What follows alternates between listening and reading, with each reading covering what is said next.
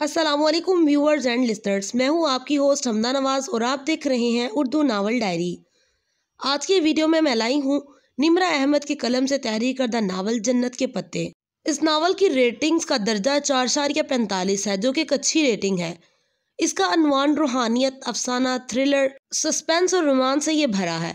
लाखों राजों वाला ये नावल है, आपके अंदाजे के मुताबिक हरगिज़ नहीं चलेगा, क्योंकि राज रखना एक फ़न है जो कि इस नावल से बेहतर कोई नहीं जानता।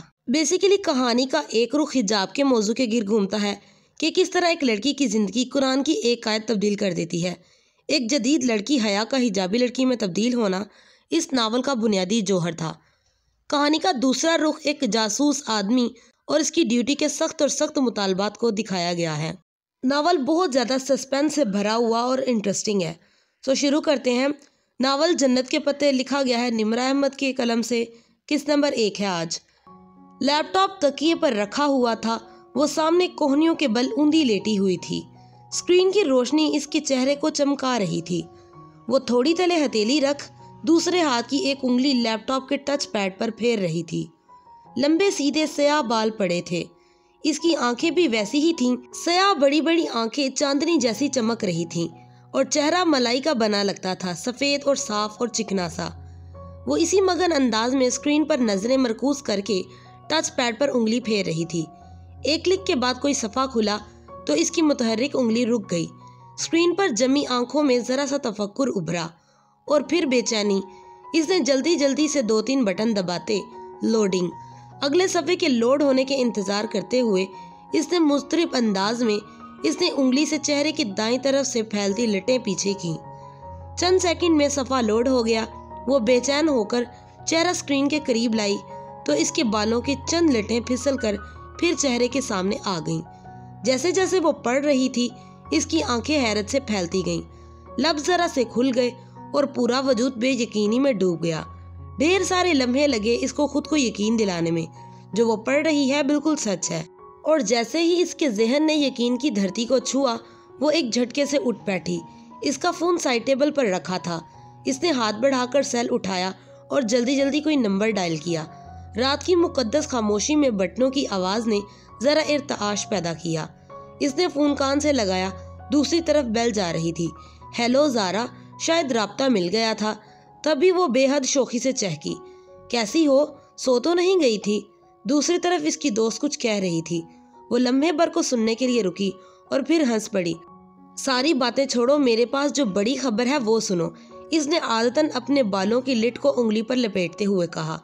तुम यकीन नहीं करोगी, मैं जानती हूँ। अरे नहीं यार, दिलावर भाई की शादी के बारे में नहीं है। दूसरी तरफ ज़ारा ने कुछ कहा तो इसने फौरन तरदीद कर दी। बल्कि तुम ऐसा करो, गैस करो मैं तुम्हें क्या बताने वाली हूँ। इसने एक हाथ से लैपटॉप साइड पर किया और तकिया निकालकर बैकट्रोन से टेक लगाकर कहा। फिर इसने टेक लगाकर अपने पाँव सीधे कर लिए। साथ साथ वो ज़ारा के अंदाज़ों की तरदीद भी किए जा रही थी। नहीं, बिल्कुल नहीं, ऐसा तो बिल्कुल भी नहीं। अरे मेरी शादी भी नहीं हो रही। जी नहीं, इरम की भी नहीं हो रही। सीरियसली ज़ारा, तुम्हारी सोच बस यहीं तक है? अब कान खोलकर सुनो तुम। वो आर्मोडियोस एक्सचेंज प्रोग्राम याद है जिसके लिए हमने अप्लाई किया था? Can you believe it Zara, European union ने मुझे स्कॉलरशिप के लिए सिलेक्ट किया है।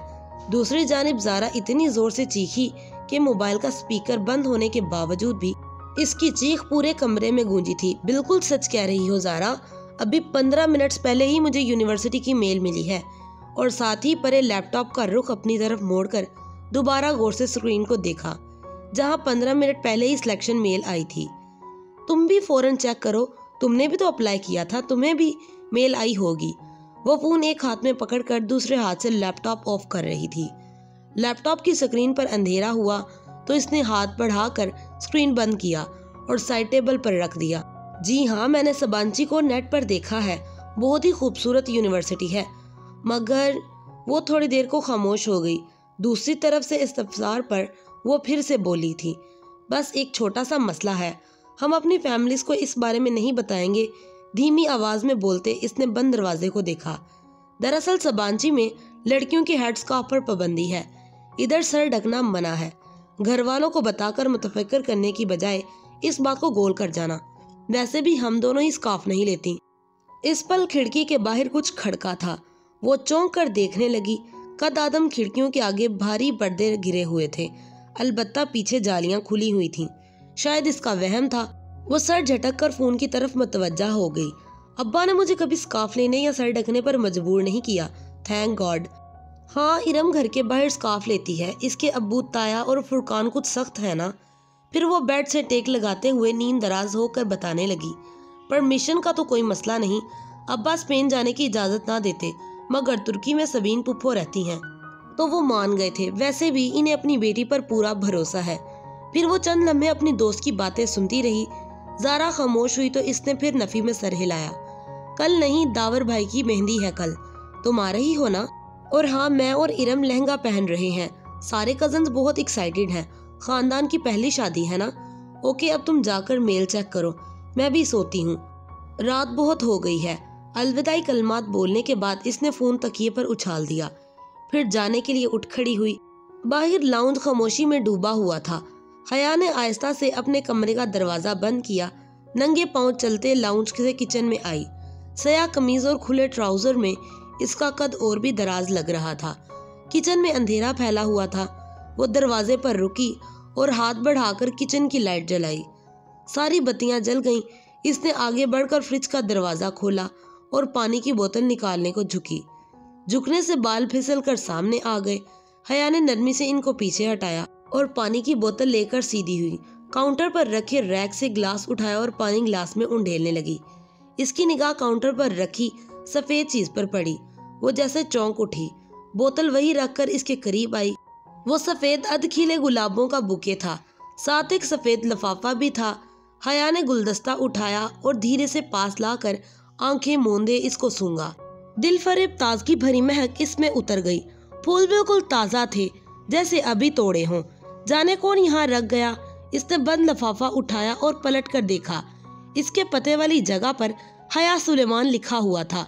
भेजने वाले का कोई पता नहीं लिखा था, बस कोरियर की टिकट लगी हुई थी और टिकट पर 1 रोज कब्ल की तारीख लिखी हुई थी।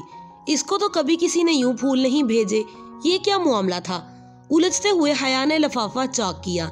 इसके अंदर एक मोटा कागज था। इसने 2 उंगलियां डालकर कागज बाहर निकाला। सफेद कागज बिल्कुल साफ था, ना कोई लकीर ना डिजाइन। बस इसके वस्त में 3 लफ्ज लिखे हुए थे, वेलकम टू सबांची। वो सन्नाटे में रह गई। ये क्या मजाक था? भला खत भेजने वाले को क्या मालूम कि मैं सबांची जा रही हूँ। खत पर तो 1 रोज कब्ल की तारीख लिखी हुई थी, जबकि कबूलियत की मेल तो अभी 15 मिनट पहले मिली। तो फूल भेजने वाले को 1 दिन पहले कैसे पता चल गया? अगर ज़ारा को इसने खुद ना बताया होता तो वो यही समझती कि ये इसकी हरकत है। यह खत सबांची यूनिवर्सिटी की तरफ से भी नहीं आ सकता था, क्योंकि इस पर लोकल कोरियर की मोहर लगी हुई थी। फिर किसने भेजा है ये? वो पानी का ग्लास वहीं स्लैब पर रखकर बुके उठाकर सोचती हुई अपने कमरे में आ गई। इसने लॉक में चाबी घुमाई ही थी कि गेट के पार से ज़ारा आती दिखाई दी। वो दरवाज़ा खोलकर मुस्कुराती हुई सीधी हुई। हया, मुझे तो कोई मेल नहीं मिली। ज़ारा हाथ खुले गेट को धकेलकर अंदर कदम रखा। इसके चेहरे पर उदासी थी। कोई बात नहीं, 1-2 दिन में आ जाएगी, फिक्र मत करो। हमने एक साथ ही अप्लाई किया था ना, मुझे आ गया है तो तुम्हें भी आ जाएगी। मगर स्कॉलरशिप कोऑर्डिनेटर के ऑफिस के बाहर थी। इसमें भी मेरा नाम नहीं है और मेरा सिर्फ तुम्हारा है और हमारे डिपार्टमेंट में से एक एनवायरमेंटल साइंसेस की एक लड़की खतीजे का है। मुझे लगता है मेरा सिलेक्शन ही नहीं हुआ। ओ, इसे वाकई अफसोस हुआ था। इसकी ज़ारा से अब बात हो रही थी। खैर, तुम कहीं जा रही हो? ज़ारा चेहरे पर बशातत लाते हुए बोली। हाँ, मार्केट इरम के साथ। कल दाऊद भाई की मेहंदी का फंक्शन है ना, और लहंगे के साथ की हाई हील्स गुम हो गई हैं। शायद कामवाली उठाकर ले गई है। अब नए जूते खरीदने पड़ेंगे। तुम चलोगी साथ? वो गाड़ी कोहनी से टेक लगाए हुए कहा। वो हल्की आसमानी लंबी कमीज और तंग चूड़ीदार पजामे में मलबूस थी। कमीज का दामन टखनों से जरा ऊपर था। हम रंग दुपट्टा गले में था और बाल कमर पर खुले थे। हाँ चलो, जल्दी निकलते हैं। ज़ारा फौरन तैयार हो गई और फ्रंट सीट पर बैठ गई। इरम को भी लेना है, हया ने बैठकर कहा। वैसे तुम्हारे सख्त से ताया इरम को तुम्हारे साथ जाने की इजाज़त दे देते हैं? इरम इन दोनों से जूनियर थी और इसका डिपार्टमेंट भी दूसरा था, सो ज़ारा से इसकी ज़्यादा मुलाकात नहीं थी। इनकी सख्ती सिर्फ स्काफ तक है, ऐसे वैसे नहीं है। वो कार बाहर गेट पर ले आई। इरम का घर ज़ारा के हमसाये में था। दोनों घरों के दरमियान दीवार में आने जाने का रास्ता था। लेकिन इसे जब भी इरम को पिक करना होता तो वो इसके गेट पर हॉर्न किया करती। अब भी वो जोर से हॉर्न किया तो चंद लम्हों में इरम बाहर आ गई। कासनी लंबी कमीज और ट्राउजर और हमरंग दुपट्टा सीने पर फैलाए और चेहरे पर कासनी स्कार्फ लपेटे वो तकरीबन भागती हुई पिछली सीट के दरवाजे पर आई। हेलो हया, हेलो ज़ारा, वो चहकती हुई कहकर बैठी और दरवाज़ा बंद किया। हया के साथ आउटिंग के प्रोग्राम पर वो यूं ही खुश हुआ करती थी। कैसी हो इरम, तुमसे अब मुलाकात ही नहीं होती। इसने रुख मोड़कर इसको देखा। आपका डिपार्टमेंट दूर पड़ता है तब भी। और हाँ, हया बता रही थी कि आप लोगों का तुर्की में सिलेक्शन हो गई है। मैं सिलेक्ट नहीं हुई, ये हो गई है। खैर, इसमें कोई बेहतरी होगी। तुमने अप्लाई नहीं किया था? अब्बा इजाज़त देते तब ना, इसने उदास होकर कहा। वैसे पेरेंट्स को इतना सख्त नहीं होना चाहिए, ज़ारा ने कहा। हया ने तादीबी नज़रों से ज़ारा को देखा कि पहले एहसास कमतरी में मुब्तला इरम मजीद उदास ना हो जाए। अब्बा भी पता नहीं इतने सख्त क्यों हैं। गर्मी में स्कार्फ लेना इतना आसान तो नहीं है ना। और फिर कल मेहंदी के लहंगे की भी आधी आस्तीनें रखने नहीं दी। हया की भी तो आधी आस्तीनें हैं, मगर अब्बा ज़रा भी सुलेमान चचा जैसे नहीं है। इरम, तुम्हें आज क्या लेना है? मैंने तो जूते लेने हैं, इसने कोफ्त छुपाते हुए बात को बदला। इरम हर वक्त यही रोना रोती रहती थी कि चूड़ियाँ लेनी हैं, मगर पूरी आस्तीन के ब्लाउज के साथ चूड़ियाँ अच्छी कहाँ लगेंगी। वो मुंह बसोरे फिर से शुरू होने लगी तो हया ने कैसेट प्लेयर ऑन कर दिया। आतिफ असलम का गाना पूरी आवाज़ में गूंजने लगा तो इरम को चुप होना ही पड़ा। मार्केट पहुंचने के बाद इरम तो चूड़ियाँ ढूंढने निकल गई और वो दोनों मेट्रो आ गईं। ये गोल्डन वाला जो तीसरे नंबर पर रखा है वो दिखाएं। बहुत देर बाद एक ऊंची हील इसकी नज़र में जची थी। ये वाला मैम, सेल्समैन ने जूता निकालकर इसके सामने किया। वो ज़मीन पर पंजों के बल बैठा था और वो दोनों काउच पर बैठी थी। पहना दूं मैम? बहुत मुअद्दब और शाइस्ता लहजे में सेल्समैन ने मुस्कुराकर पूछा। मेरे हाथ नहीं टूटे हुए, मैं खुद पहन सकती हूँ। जी श्योर, ये लीजिए। सेल्समैन ने मुस्कुराते हुए जूता इसकी तरफ बढ़ाया। इसने से यूं पकड़ रखा था कि पकड़ते वक्त हया की उंगलियां लाजमी इसके हाथ से मस होती। सामने रख दो, मैं उठा लूंगी। इसको रूखे अंदाज पर सेल्समैन ने गुनगुनाते हुए जूता सामने रख दिया। फिर बिल की अदायगी के बाद काउंटर पर खड़े लड़के ने बकिया रकम इसकी तरफ बढ़ाई तो हया ने देखा कि पैसों के ऊपर 5 का सिक्का रखा हुआ है और लड़के ने सिक्का यूं पकड़ रखा था जैसे सेल्समैन ने जूता। शुक्रिया। हया ने नोट को किनारे से पकड़कर खींचा तो सिक्का लड़के के हाथ में ही रह गया। मैम, आपका सिक्का। लड़के ने फातिहाना मुस्कुराते हुए कहा कि अब तो लाजमी पकड़ेगी। ये सामने पड़े सदके की बॉक्स में डाल दो। वो बेनियाजी से शॉपर थामे पलटी तो ज़ारा ने बेइख्तियार कहका लगाया। इस लड़के की शक्ल देखने वाली थी। इस लड़के की शक्ल देखने वाली थी हया। दिल कर रहा था कि इसकी शक्ल पर शॉप में पड़े सारे जूते मार दूं। पता नहीं हमारी जहनियत कब बदलेगी। यूं घूरते हैं कि पहली बार लड़की देखी हो। वो तनफ्फुर से नाक सिकोड़ती गुस्से से सीढ़ियां उतर रही थी। जब भी करीब से आवाज आई तो इतना बंसवर के बाहर मत निकला करो बीबी। वो चौंक कर आखिरी सीढ़ी पर रुक गई। एक मुअम्मर खातून थी, बड़ी सी चादर लपेटी हुई, नागवारी भरी निगाह इस पर डालकर ऊपर जीने चढ़ गईं। एक तो लोगों को राह चलते तबलीग का शौक होता है। ज़ारा इसको कोहनी से थामे वहां से ले आई। तभी इरम सामने से आती दिखाई दी।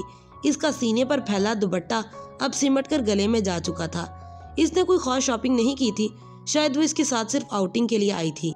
मेट्रो से वो स्कोप चली आई ताकि कुछ खा पी लें। रात की दावत तो तयाफुर खान की तरफ थी जो बेटे की शादी के लिए आए हुए लोगों को दे रहे थे। मेरे लिए पाइनएप्पल मंगवाना, मैं जरा बेकरी से कुछ ले आऊं। इरम झपट कर बाहर को लपकी। हया ने गहरी सांस लेते हुए अपनी साइड का शीशा नीचे किया। सर्द हवा का थप्पड़ अंदर आया, मगर इतनी सर्दी में स्लैश पीने का अपना ही मजा होता है। वो पार्किंग लॉट में मौजूद थी और ठंडी हवा ने सबको घेरा हुआ था। इरम खासी कॉम्प्लेक्सेट लगी है ना? इरम दूर हो गई तो ज़ारा इसकी तरफ मुड़ी। और तुम इसके कॉम्प्लेक्स को हवा दे रही हो। वो उल्टा इस पर खफा हुई। ताया फुरकान सिर्फ स्कार्फ की सख्ती करते हैं और बस, इस बात पर वो खुद तरसी का शिकार है और तुम भी इसका साथ दे रही हो। मैंने कहा कि बेचारी नहीं है वो बेचारी। अब इसको भी यही समझाना है कि खामख्वाह की खुद तरसी से निकल आए। वेटर हाथ में कार्ड पकड़े हया की तरफ आ चुका था। तुम्हें याद है ज़ारा, जब पिछले साल यूनिवर्सिटी वालों ने हमें तुर्की के ट्रिप की आस दिलाई थी और आखिर में आकर सारा प्रोग्राम कैंसिल कर दिया था। ऑर्डर करके शीशा ऊपर चढ़ाकर वो याद करने लगी। मैं इतनी मायूस हो गई थी। सोचा भी न था कि कभी जा सकूंगी। इसकी आवाज में से जुड़ने की खुशी दर आई थी। ज़ारा और वो LLB के 5वें साल में थी। इनका 7वां सेमेस्टर का दरमियान था जब यूरोपीय यूनियन के स्कॉलरशिप का ऐलान हुआ, जिसके तहत यूरोपीय और एशिया की यूनिवर्सिटियों के स्टूडेंट्स का तबादला होगा। जब दरख्वास्त देने की बारी आई तो इसको तुर्की की सबांची यूनिवर्सिटी का फॉर्म सबसे आसान लगा। फिर एक हस्पानवी यूनिवर्सिटी में भी साथ ही अप्लाई किया। बिलाखिर सबांची ने इसका इंतखाब कर लिया। 7वां सेमेस्टर पूरा करके इसको 5 माह के लिए तुर्की जाना था, जहां इसके मज़ामीन तो ना थे कि तुर्की का कानून पाकिस्तान के कानून से मुख्तलिफ था। 5 माह के लिए वो अपनी मर्जी के कोई से भी मजमून पढ़ सकती थी। फिर पाकिस्तान वापस आकर 8वां सेमेस्टर शुरू करना था। कितना मज़ा आए हया, कोई रोमांटिक सा हैंडसम सा हम सफ़र तुम्हें वहाँ मिल जाए तो तुम्हारा सफ़र कितना खूबसूरत हो जाएगा। हम सफ़र कोई नहीं मिलने वाला। पाकिस्तान से हम सिर्फ 2 लड़कियां सबांची जा रही हैं और फिर हम ठहरी वुमेन यूनिवर्सिटी में पढ़ने वाली वो खतीजे राना जो तुम्हारे साथ जा रही है, इससे कोई बात हुई? वेटर ने शीशा बजाया तो हया ने शीशा नीचे किया। नहीं, खतीजे राना को तो मैं जानती भी नहीं हूँ। इसने स्लैश के ग्लास पकड़े, ज़ारा का इसको थमाया, इरम का डैशबोर्ड पर रखा। बेदहानी में वो शीशा बंद करना भूल गई। इसके इल्म में ना रहा। दफातन ज़ारा का मोबाइल बजा। ज़ारा ने सिप लेते हुए फ़ोन कान से लगाया। हेलो अम्मा जी, क्या हुआ? आवाज़ ख़राब है, 1 मिनट। ज़ारा के फ़ोन पर सिग्नल ठीक नहीं आ रहे थे। वो स्लैश का ग्लास हाथ में पकड़े बाहर निकल गई। हया अपने ग्लास से छोटे छोटे सिप लेते हुए विंड स्क्रीन से बाहर के नज़ारे देखने लगी। अब वो दूर दरख्त के पास खड़ी बात कर रही थी। हेलो माय ब्यूटी, कोई एकदम से इसके बिल्कुल करीब आकर बोला था। वो डर कर उछली। जरा सा जूस भी कपड़ों पर गिरा। खुली खिड़की पर एक खूबसूरत औरत झुकी हुई थी। मेकअप से भरा हुआ चेहरा, आई शैडो से चमकती आंखें, भड़कती हुई सुर्खी, बालों का जूड़ा और चमचम करते कपड़े। वो औरत नहीं थी मगर मर्द भी नहीं था। डरो नहीं सोनेओ, मैं तुम्हारी दोस्त हूँ, डोली कहते हैं मुझे। हटो हटो जाओ। वो घबरा गई। ख्वाजा सरा के वजूद से सस्ते परफ्यूम की खुशबू उठ रही थी। इसे कराहियत सी आई। अच्छा सोनियो, जरा बात को सुनो।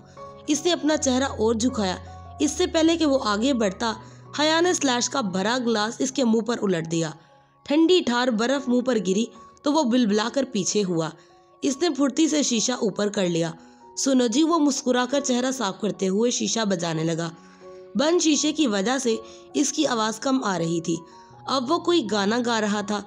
हया ने कपकपाते हाथों से चाबी घुमाई और गाड़ी वहां से निकाल लाई। बेकरी के दाखिली दरवाजे के सामने गाड़ी रुकी और पीछे मुड़कर देखा। वो दरख्तों के पास डोली नामी ख्वाजा सरा अभी तक वहीं खड़ा था। वो इसके पीछे नहीं आया था। अब वो गा भी नहीं रहा था, बस खामोश गहरी नजरों से इसे देख रहा था। इसे बेख्तियार झुंझरी सी आई। कहाँ रह गई हैं वो दोनों? इसने झंझला कर हॉर्न पर हाथ रख दिया। फिर गर्दन मोड़कर देखा, वो अभी तक इसी को देख रहा था। इरम और ज़ारा को ड्रॉप करके वो अपने कमरे में आई। डिनर का वक्त होने वाला था। इसने कपड़े भी डिनर की मुनासबत से ही पहने थे, मगर जूस के छलकने की वजह से जरा सा दाग पड़ गया था। इसने जल्दी से इतना दुपट्टा धोकर इस्त्री किया। इसे रह रह कर वो ख्वाजा सरा याद आ रहा था। इस बरादरी के लोग अक्सर आकर पैसे मांगते थे, मगर ऐसी हरकत तो कभी किसी ने नहीं की थी। इस ख्वाजा सरा की निगाहें और अंदाज इसको फिर से झुरझुरी आ गई। फिर जब वो अपनी तैयारी से मुतमिन होकर बाहर आई तो दरवाजे के बाहर पांव किसी चीज से टकराया। वो चौंक गई। दरवाजे के साथ फर्श पर वो सफेद खिले गुलाबों का बुके पड़ा था। साथ में एक हैंड लफाफा भी था। वो दोनों चीजें उठाकर सीधी हुई। लफाफा खोला जिस पर हया सुलेमान लिखा हुआ था। अंदर वही सफेद बेसतर चकोर कागज था। इसके वस्त में उर्दू में लिखा था, उम्मीद करता हूँ आपका आज का डिनर अच्छा गुजरे। इसने लफाफा पलट कर देखा। इस पर और कुछ नहीं लिखा था, बस लफाफे पर गुज़िश्ता रोज की मेहर लगी थी। ये कौन था और क्यों इसे फूल भेज रहा था? और वो खत और बुके कमरे में रखकर सिरे से मामले से उलझती बाहर आ गई। ताया फुरकान के घर खूब चहल पहल थी। सब कजन्स लाउंज में बैठे थे। एक तरफ खवातीन का ग्रुप खुशगपियों में मसरूफ था। मर्द हजरात यकीनन ड्राइंग रूम में थे। इसके खानदान में कजन्स की बेतकल्लुफी को बुरी नज़र से नहीं देखा जाता था। ताया फुरकान तमाम बहन भाइयों में बहुत सख्त थे और इनकी सख्ती सिर्फ इरम के स्काफ लेने और घर से बाहर लड़कों से बात करने तक थी। इरम और बाकी कजन्स भी घर के कजन्स के अलावा किसी से बात नहीं करती थी। हया और इरम तो पढ़ती भी वुमेन यूनिवर्सिटी में थी। हाँ, दूसरे चचा और खुद सुलेमान साहब अपने बच्चों की शादियां मिक्स गैदरिंग में करेंगे। इनका खानदान ज्यादा बड़ा नहीं था। वो लोग 3 भाई और 1 बहन थे। ताया फुरकान सबसे बड़े थे। दाऊद, फर्क, इरम और समी इनके बच्चे थे। फर्क मेडिकल कर चुका था और आजकल पॉलीक्लिनिक में हाउस जॉब कर रहा था और हया से 3 साल बड़ा था। और समी फर्क से साल भर छोटा था और एमए करके जॉब कर रहा था। सबसे बड़े दाऊद की शादी हो रही थी। फुरकान साहब के बाद सुलेमान साहब थे। इनकी एक ही बेटी हया और बेटा रुहेल था। रुहेल पढ़ाई के सिलसिले में अमेरिका में होता था। फिर जाहिद चचा थे। इनकी बड़ी 2 जुड़वा बेटियां महविश और सहरिश थीं। फिर बेटा रजा इंजीनियरिंग कर रहा था। सबसे छोटी बेटी सना ए लेवल कर रही थी। इस वक्त अलावा रुहेल के जो अमेरिका में था और दाऊद के जो ड्राइंग रूम में था, बाकी सब कजन्स लाउंज में बैठे थे। लड़कियां कारपेट पर दायरा बनाकर बैठी थी। इरम ढोलक बजा रही थी। इसका दुपट्टा सर से ढलक कर कंधे पर आ गया था। अगर अभी ताया यहाँ आ जाते तो वो फौरन दुपट्टा सर पर ले लेती। वो महविश सहरिश के साथ सर मिला रही थी और लड़के ऊपर सोफे पर बैठे इन पर फिक्रे उछाल रहे थे। हेलो एवरीवन, वो सीने पर हाथ बांधे चलती हुई इनके करीब आकर रुकी। सबकी नजरें इस पर रुकी। सफेद चेहरे के इर्द गिर्द काले बाल और काजल से लबरेज आंखें। वो थी ही इतनी हसीन कि हर उठी निगाह में सताइश उभर आती। हया, कैसी हो? आओ इन लड़कों को हटाते हैं। बैठो ना। बहुत सी आवाजें इससे टकराईं। इसने कंधे अचकाए और कहा, पहले मैं साइमा चची की किचन में मदद करूंगी। इसने इरम की अम्मी का नाम लिया था, जिन्होंने इसको आता देखकर फौरन किचन का रुख किया था। साइमा ताई ने यकीनन इसको नहीं देखा था, वरना फौरन इसको बुलवा लेती। इरम से ज्यादा समझदार तो बकौल इनकी हया थी। साइमा ताई के पीछे जाहिद चचा की बेगम आबिदा चची भी किचन में चली गई। अब सोफे पर हया की अम्मी फातिमा बेगम अकेली बैठी थी। अम्मा, मैं जरा ताई की मदद करवा दूं। इनको अपनी तरफ देखता पाकर इसने कहा तो इन्होंने इत्मीनान से सर हिला दिया। वो मुतमिन सी आगे बढ़ गई। वो राहदारी से गुजरकर किचन के दरवाजे की तरफ बढ़ी। तब साइमा ताई की आवाज इसकी समाज से टकराई। जैसे मैं जानती नहीं कि ये सारे रंग ढंग किस लिए हैं। एक मेरे ही बेटे मिले हैं इसको पागल बनाने के लिए। वो बेइख्तियार 2 कदम पीछे होकर दीवार से जा लगी। ये साइमा ताई किसके बारे में बात कर रही हैं? तभी मैं कहूँ, भाभी, ये रजा क्यों हर वक्त हया हया करता रहता है? ये आबिदा चची थी, वो इसके बारे में कह रही थी। पिछली दफा जब हम सुलेमान भाई की तरफ खाने पर गए थे तो किस तरह नकसुक से तैयार फिर रही थी। तब से रजा मेरे पीछे पड़ा है कि हया का रिश्ता मांगे। इस लड़की को लड़कों का दिल जीतने का फन आता है। कितनी मुश्किल से दाऊद के दिल से इसका ख्याल निकाला था मैंने और फुरकान ने। वो तो अड़ ही गया था कि शादी करूंगा तो सिर्फ हया से। मगर जब फुरकान ने सख्ती की कि इस बेपर्दा और आवारा आज़ाद ख्याल लड़की को अपनी बहू बनाकर हमने अपनी आखिरत खराब नहीं करनी, तब कहीं जाकर वो माना। अब ये फर्क को पता नहीं क्या हो गया है। क्या करूं इस लड़के का? अब वो फिर कील कांटों से लैस होकर आ जाएगी और इसके जाते ही फर्क जिद लगाकर बैठ जाएगा।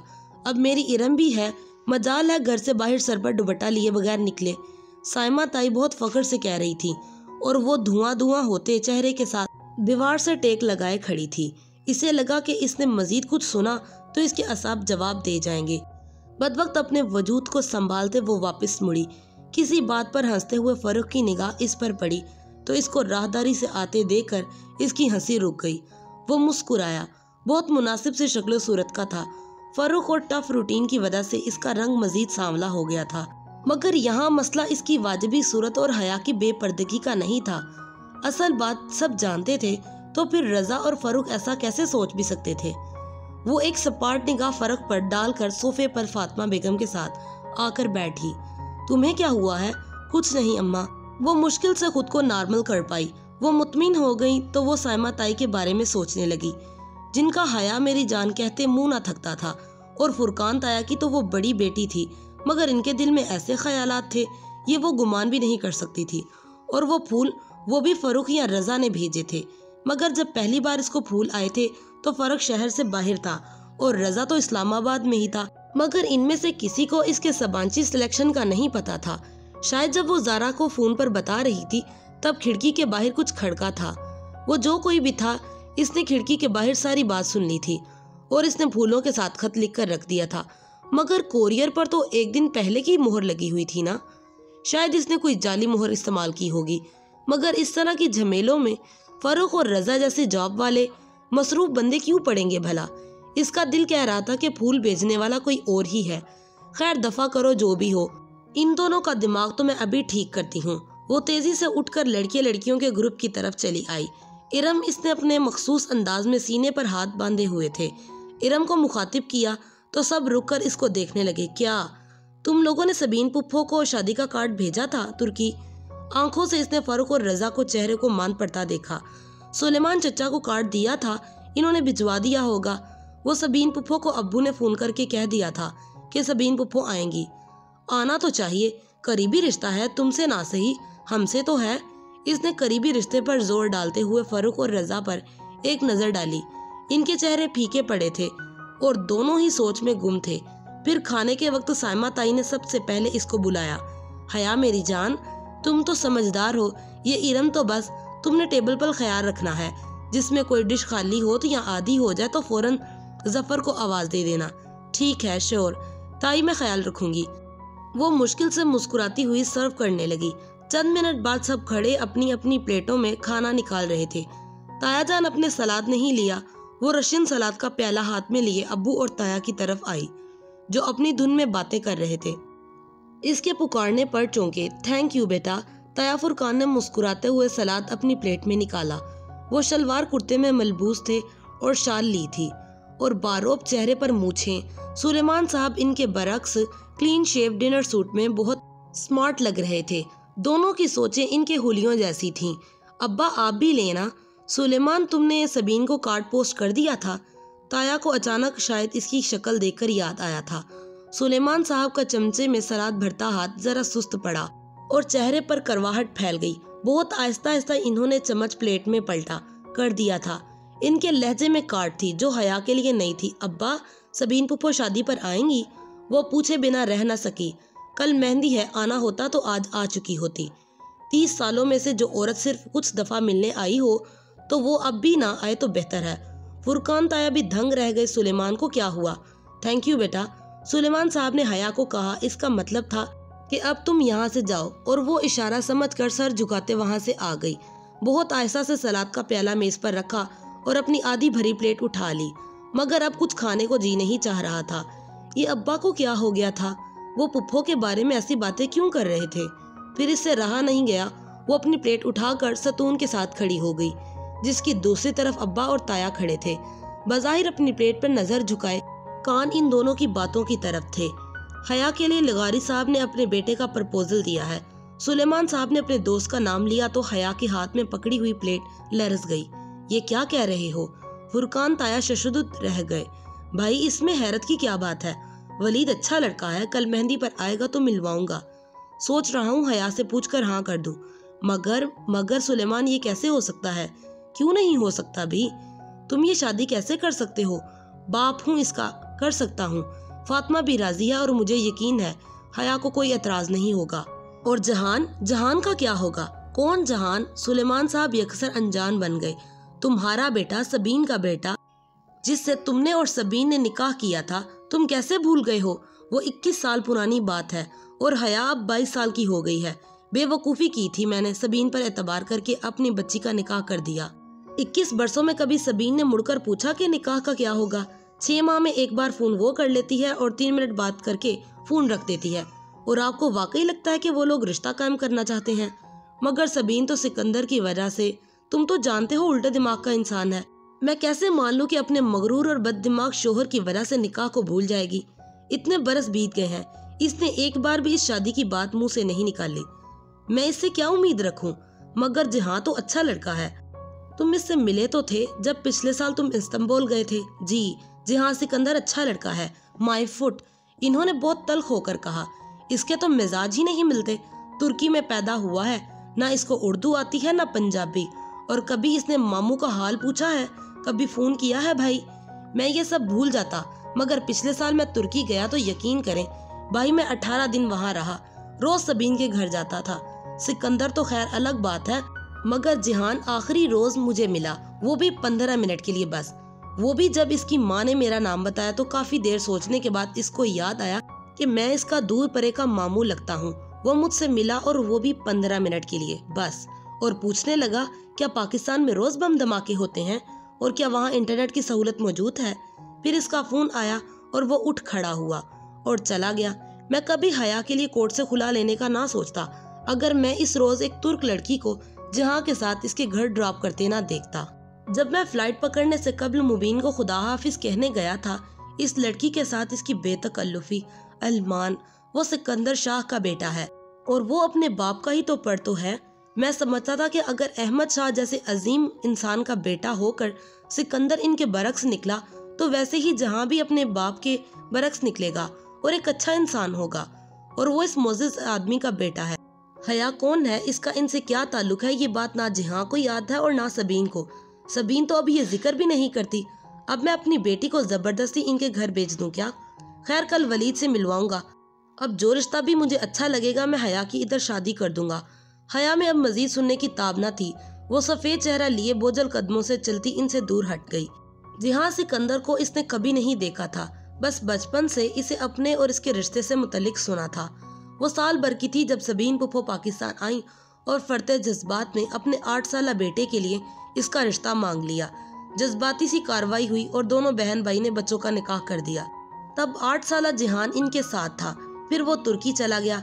21 साल गुजर गए, वो तुर्की में ही रहा, कभी पाकिस्तान नहीं आया। और इसने विजिट के बाद सबीन पुप्पो भी नहीं आई और ना कभी इन्होंने कोई तस्वीर भेजी ना खत लिखा। अगर कोई भी तुर्की चला जाता तो इनसे राब्ता कर लेता, राब्ता ना होने के बराबर था। इंटरनेट वो इस्तेमाल नहीं करती थी और अगर करता था तो जिहान सिकंदर भी। तो इसका कोई भी ईमेल, फेसबुक, ट्विटर किसी के पास नहीं था। इरम वगैरह इसे फेसबुक पर सर्च करते करते थक गई थी, मगर तुर्की का कोई जिहान सिकंदर इनको नहीं मिलता था। शुरू के चंद दिन पुप्पो बहुत फोन करती थी, फिर आहिस्ता आहिस्ता ये राब्ते जिंदगी की मसरूफियात में खो गए। 3 माह में एक फोन इनका आ जाता, 3 माह में एक फोन इधर से चला जाता। यूं 6 माह में सिर्फ 2 दफा सही बात हो जाती, रस्मी अलैक्स लैक, मौसम का हाल अहवाल, सियासत पर बात और अल्लाह हाफिज। इन तमाम बातों के बावजूद वो खुद को जहनी तौर पर जिहान से वाबस्ता कर चुकी थी। निकाह के वक्त की तस्वीर आज भी इसके पास महफूज थी। 8 साला भूरे बालों और सुनहरी रंगत वाला खूबसूरत लड़का जिसको इसने कभी अपने रूबरू नहीं देखा था, और शायद तुर्की जाने की सारी खुशी की वजह भी यही थी। पर अब्बा ने पानी फेर दिया था। इस रोज इसने रह रहकर जिहान पर गुस्सा आ रहा था, जिसकी बेरुखी के बाइस अब यह रिश्ता एक सवालिया निशान बन गया। मगर खैर, दावर भाई की शादी हो जाए और सेमेस्टर खत्म हो जाए तो वो तुर्की जाएगी और इनको जरूर ढूंढेगी। हया किधर हो?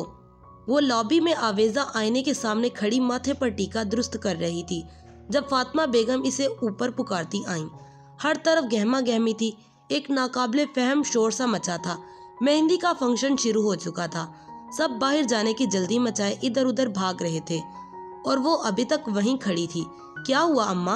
वो टीके के साथ उलझी हुई थी जो माथे पर सेट होकर नहीं रहा था। सोने का गोल सिक्के की शक्ल का टीका जिसके नीचे एक सुर्ख रूबी लटक रहा था, बार बार इधर उधर झूल जाता। टीके को ठीक करते हुए मुसलसल इसकी चूड़ियां खनक रही थीं।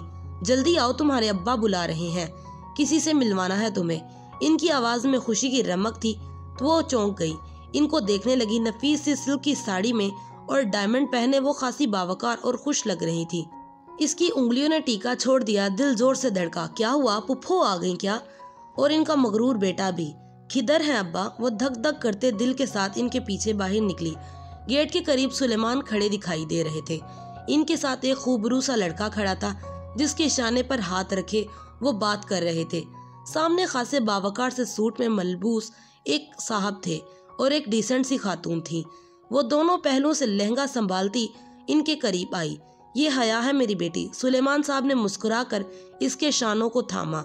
अस्सलाम वालेकुम।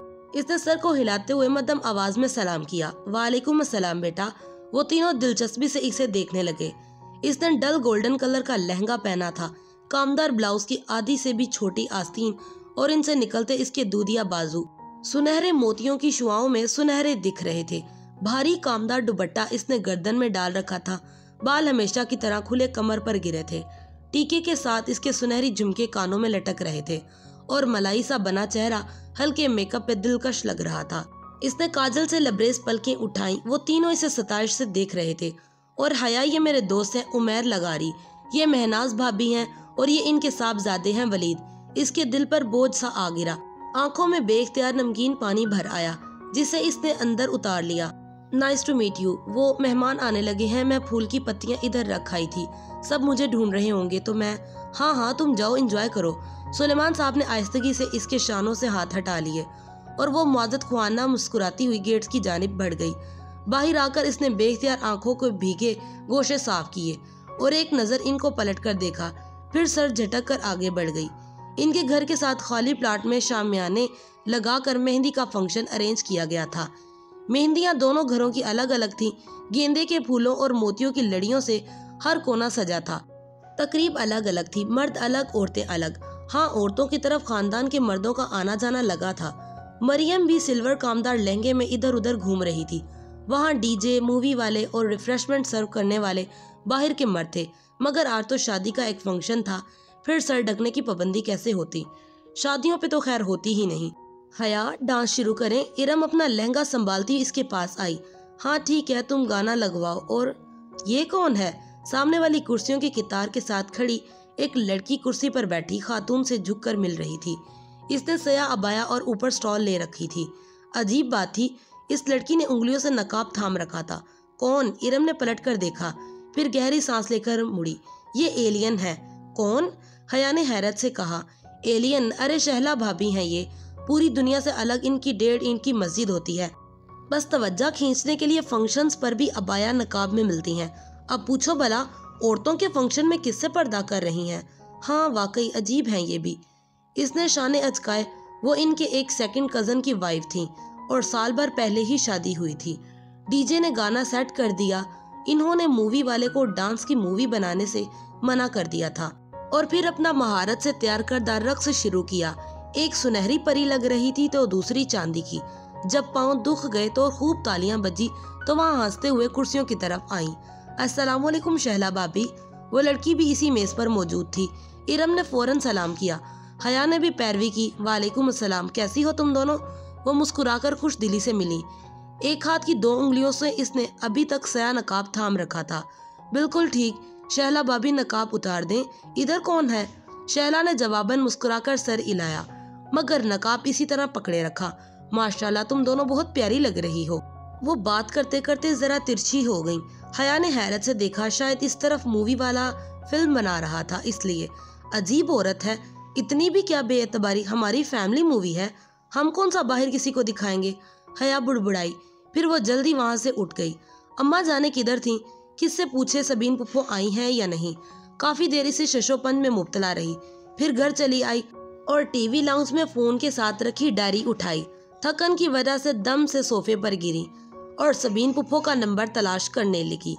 इसने कभी इनको यूं फोन नहीं किया था मगर आज दिल के हाथों हार गई थी।